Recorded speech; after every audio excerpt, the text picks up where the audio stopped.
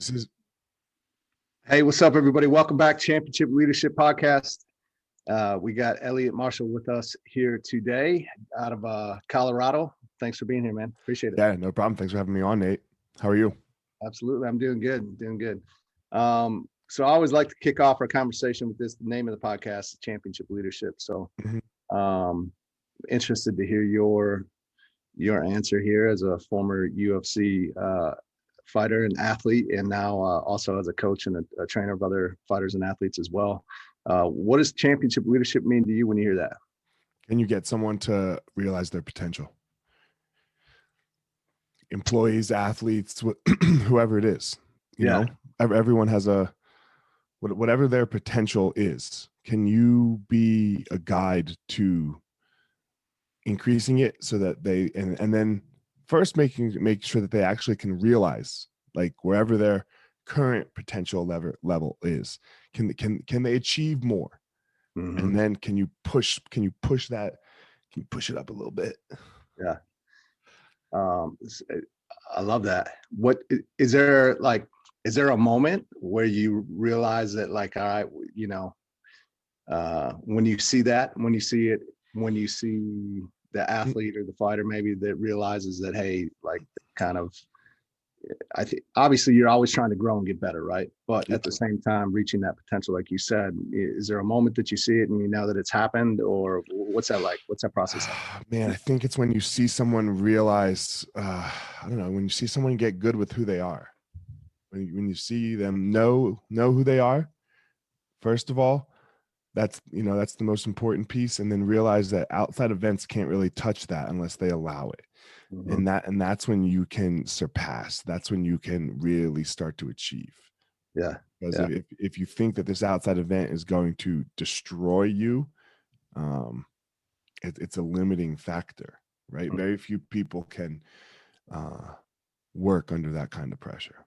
Yeah. I see you got the man in the arena behind you. I got two quotes, man. These are the quotes that I live my life by.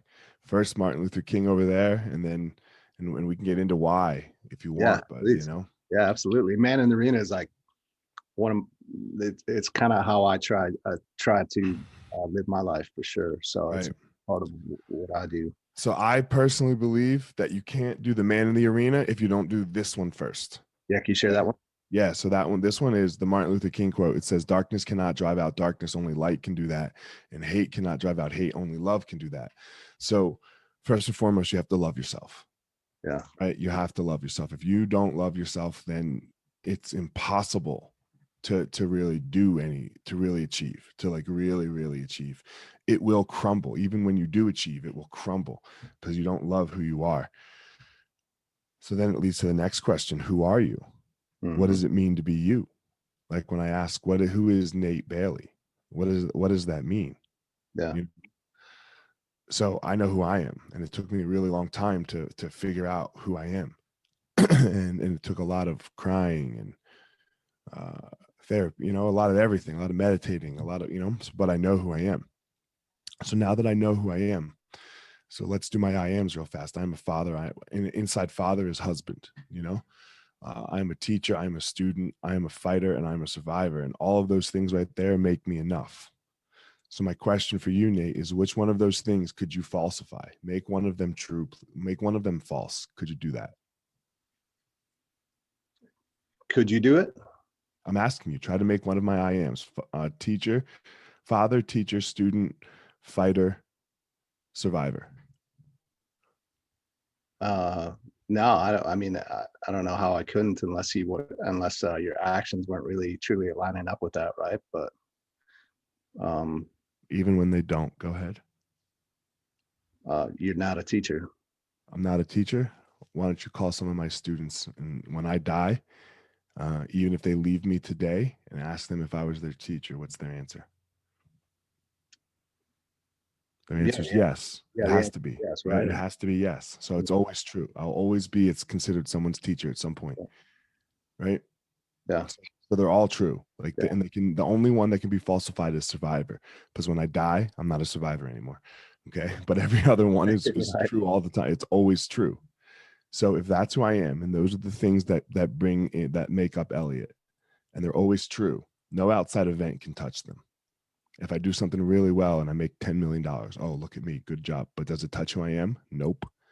If I do something really terrible, right, and I fuck everything up, right, if I just destroy whatever project I was working on and I lose $10 million, does it touch who I am? Nope. So I try very hard to be what I like to call unfuckable with. You just can't Mhm. fuck with me. Yeah. So if I'm unfuckable with, it gives me the space to do this. Yeah. The critic can't count. Yeah. The doer, the only one that counts is the doer of the deeds. So I can just walk into the arena over and over and over again. And I can try and fail and I can try and do really well, either one. So when I'm really successful, cool, good for me. When I'm not successful, all right, we'll try again. But it allows for this idea of what I like to, what one of my coaches likes to call neutral thinking, right? Where like I can go up to an 8 and I can go down to a 6, but I kind of hang out at 7 all the time. Right. So nothing gets too high and nothing gets too low. So that I just stay golden. Yeah. I'm Yeah. golden all the time. Yeah. Um, yeah, I love that. Is that something that you take into these athletes that you work with? Yeah. Yeah. Who are you? Yeah. Who are you? How much time do you spend on that? Every day. Yeah. Like I'm about to get on the phone when we're done. I have she just fought a couple weeks ago, so she got a little bit of a break from me. But I have a meeting in in 50 minutes. Yeah. And like if you could see my phone, she has to text me every day what her IMs are. That's awesome. I love it. Every day she texts me during fight camp. That way it's so solidified in her head that the fight won't fuck with her.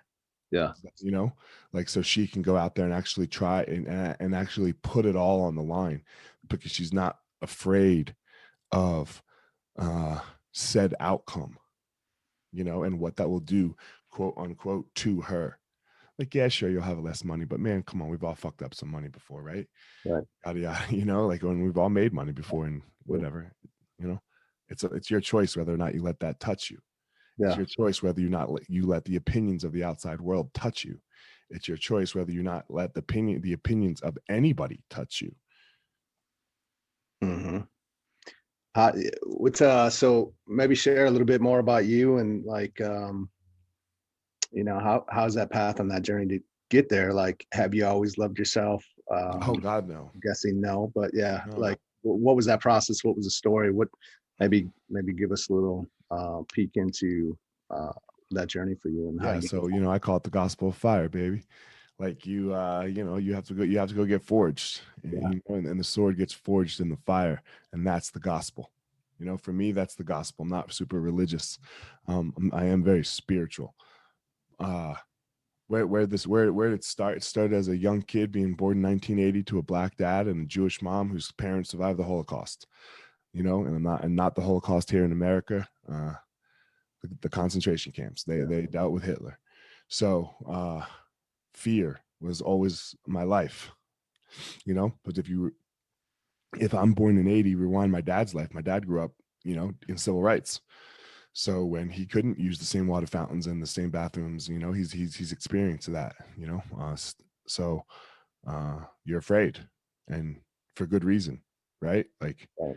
not from my dad's side, and obviously I hope we don't have to explain the atrocities of the Holocaust. So Yeah, yeah, yeah, and your whole life is based in fear, like your entire life.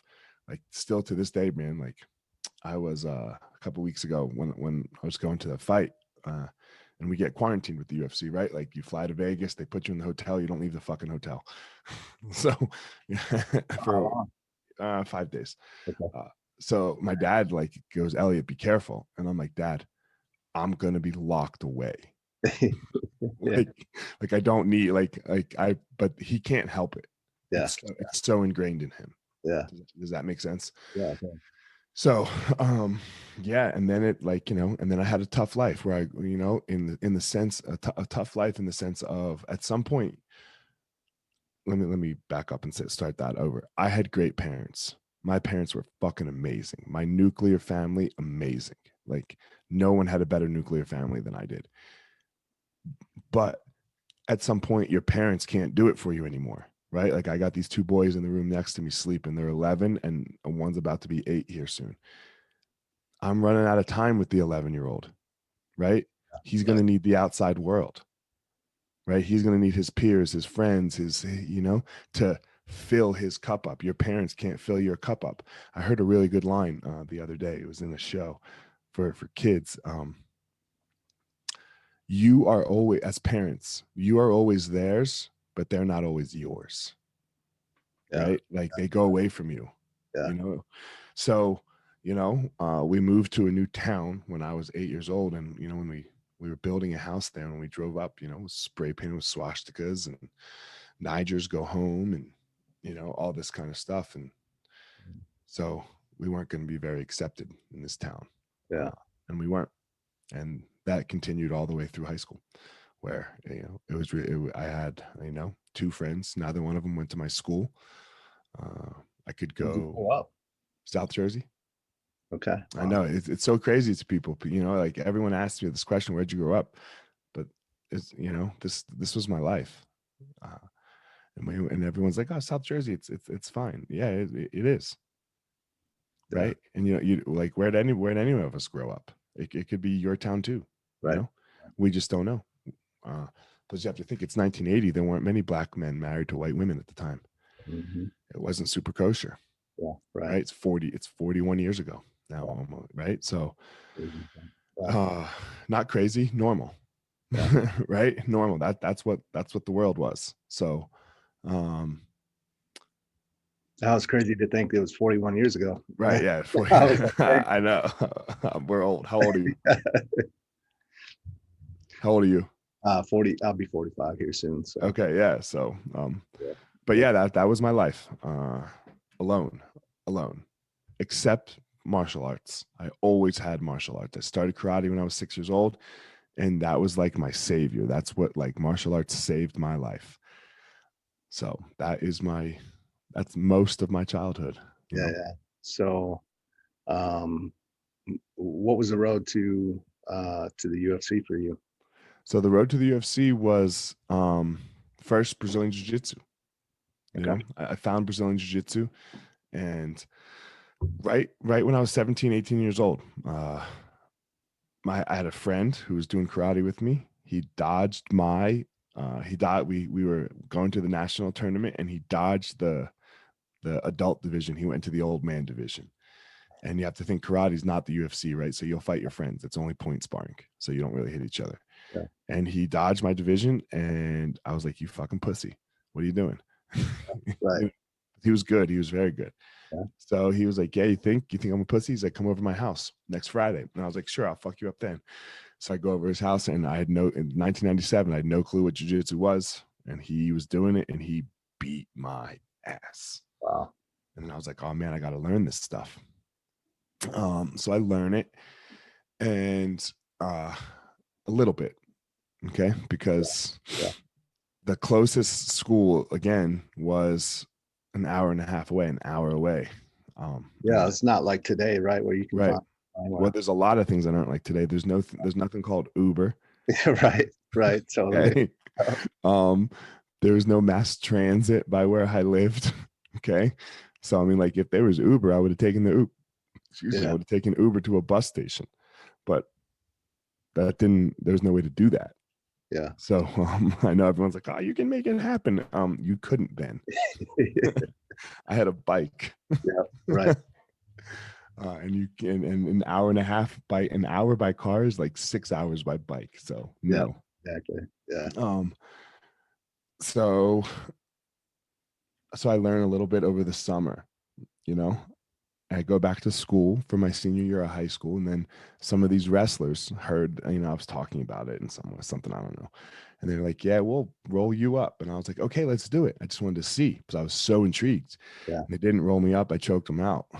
Yeah. And I wasn't even good. I was nothing. Yeah. And then I got a little taste of people liking me. Uh-huh. Right. Because I got it because I had lost some weight over the summer. I was a late bloomer. Right. So I was getting more fit now. A lot of things came to fruition for me.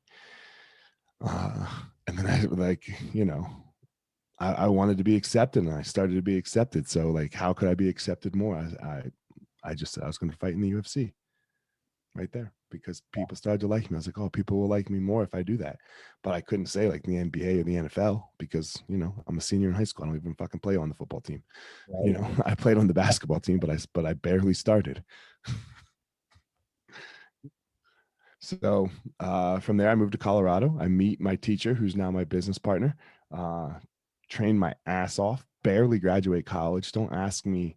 I still have dreams that I didn't graduate from college, because I have no fucking clue how I got that done.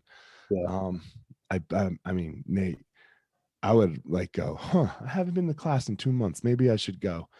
And, and I'd walk in, and we'd have a test. And somehow, I don't fucking know, I guessed right, No way. I Wow. guessed right and got a C, B Yeah. minus. Yeah. It's like, fuck yeah. I was a math major, and I would go to math class 80% of the time. Uh and I had these friends that I made my freshman year, and they would I'd go to their house 3 nights before the test, and we'd cram. They'd show me everything. I'd memorize it, get enough for the test, pass the test, and then fucking forget it. Yeah. Yeah. And I don't remember anything, nothing, not a single thing. Yeah. But I got really good at fighting. Yeah. So that was it. One day, my wife, after I graduated, I was working at a bar. She was kind of sick of it, and she was like, "So, this is real cool and all, and I love that you're doing all this jujitsu stuff, but you don't make any money. You like real money, like where a life goes. So fight or get a job." And I was like, "Man, who the fuck wants a job? This Right. shit sounds crazy." So then I got a fight, and then I got on the Ultimate Fighter, and you Got know, it. Yeah. there it was. That's awesome. That's incredible. So who are some of the people, championship leaders, coaches, mentors that you've had? And you mentioned a coach and now business partner of yours, but who are these people that have really impacted your life in some form or fashion? I Yeah. know. So the first was this guy named Mike Garaguso. He was my karate teacher in New Jersey from the time I was 6 until the time I was 18. Um, he was an intense dude. Yeah. He was an intense dude, but he was always fair, I would say. Mhm. He was like, and he made me work. He made me want more. Like, I can remember when I started working for him, uh, he paid me with the quarters out of the soda machine. I would get rolls of quarters for my work. And it was a little embarrassing, right? Like, everybody made fun of me. But I was like, you know what? Fuck that. It's not gonna stay like this. I'm gonna work more, until the point where I can get a check. And then I Yeah. started getting a check, right? I was on payroll. And I got to really learn. I started teaching martial arts when I was 13 years old. So I really learned how to teach and how to become an instructor and make someone else be able to learn. So he was the first one. Um, Amal Easton was the second really great coach that I had, and person in my life. And then there were a couple more, Dwayne Ludwig, Greg Jackson, and Henzo Gracie, who really helped, you know, forge my young adulthood, I would say. Yeah. What are some of the characteristics that really stand out amongst some of those that really have stuck with you and formed who you Oh, they're all different. They're all so different, Amal, for example, Amal lets you go be you, like he's not too concerned. He lets you be you. So that is an amazing quality that he has. Dwayne is intense as fuck, man. are. You Yeah. know, Dwayne was like, no, again, no, again. Like Dwayne gave me grit. You Hmm. know, Dwayne gave me grit. Greg Jackson showed me that he really loved me, you know, but at the same time, you could really love someone and make them run up the sand dunes and think they were going to die. And he's smiling, where you think you're on your deathbed, but he's like, we're great. We're great. So he showed us that calm, like it's all in your mind. right? Like all of this pain and all of this suffering, it's not real. It's in your mind. You might be in pain and suffering, but it doesn't have to be this bad, you know? Yeah. And then, Henzo's in some trouble right now. He's being a little crazy on Instagram and stuff like that, but god damn Henzo, uh he's hard to explain. Yeah. uh I don't know how to explain him, but Henzo's the most famous Gracie, probably one of the most famous. He's the one of the most well liked. Yeah. I've But if heard I, but people if talk. I, yeah, if I called him right now, he would come. Yeah. He would come. Uh, he said a friend doesn't come in to break up a fight. A friend comes in with a flying fucking kick. Yeah. Yeah. You know, It's true. like and then I forgot somebody else, J Jack. J Jack is, one of them as well. Because and what I would say is he and Henzo are very similar. They live their life by a code. And you might not agree with their code, Hmm. but they fucking follow that shit to a T. Yeah. Yeah. They follow that shit to a T. They have core values. Again, I won't say that I agree with everyone's core values, but they have them. Yeah. Yeah. Most people don't follow them. Most people break them, Yeah. Yeah. right? Like Henzo's in trouble. Henzo gets in trouble, Yeah. right? And the most famous story for what he got in trouble for was a nightclub story, where he beat up a bouncer. And the bouncer's, I think he's still in the fucking lawsuit or something. I think had to pay the guy like 200 grand. And he said it was worth every fucking penny. Yeah. Because the dude called a girl standing in line fat. Not his girl, Yeah. Yeah. you know, Right. not his girl, not anybody he'd ever met before. Yeah.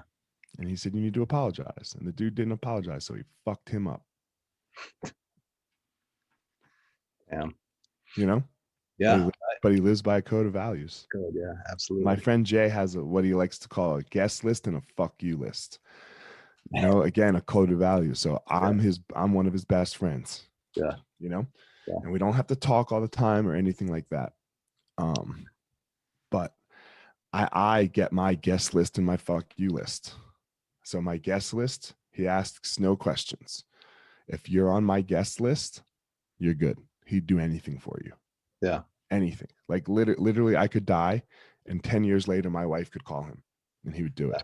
Yeah. His fuck you list again is he asks no questions. Yeah.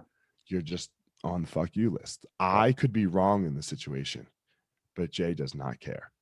Yeah. Right? Yeah. Jay does not care. So he lives by a code of values. Gotcha. Yeah. Well, there's definitely something to be said about that for sure. Is it code of values that you live by?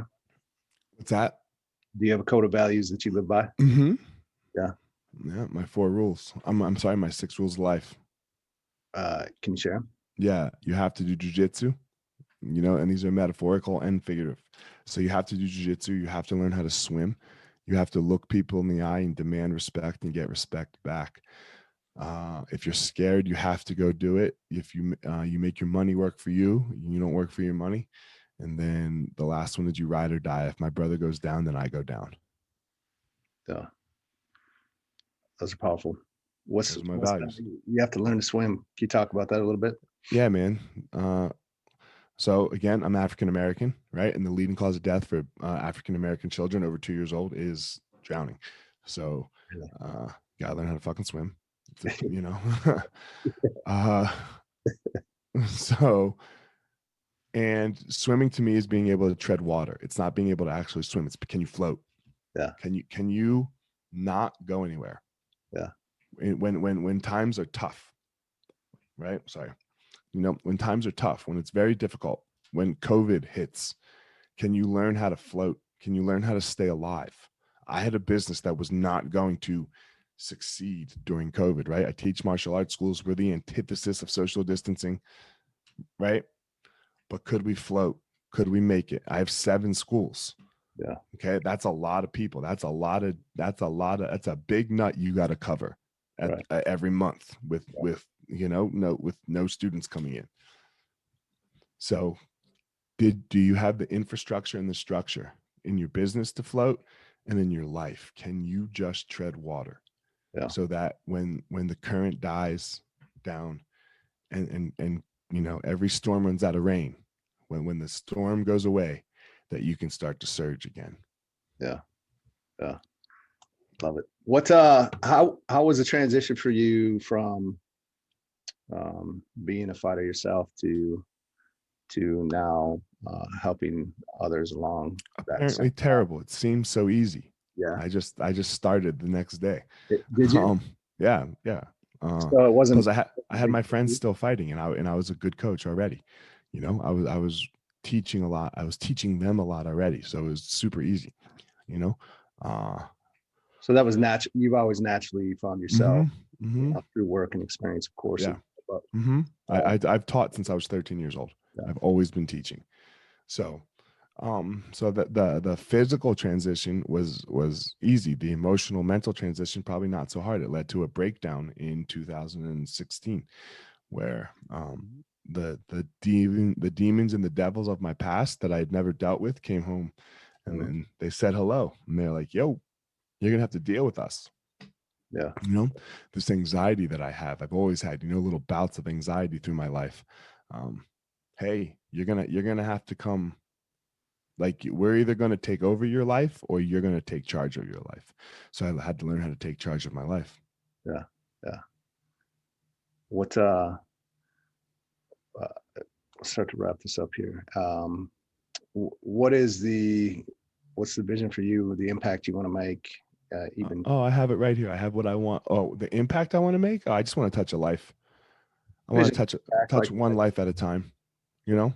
one life at a time? Yeah, man. I want someone to be. You know, what do I want to be? I want to be the Obi-Wan Kenobi of someone's life. Right? Like Hmm. like I'm an old Jedi, right? Yep.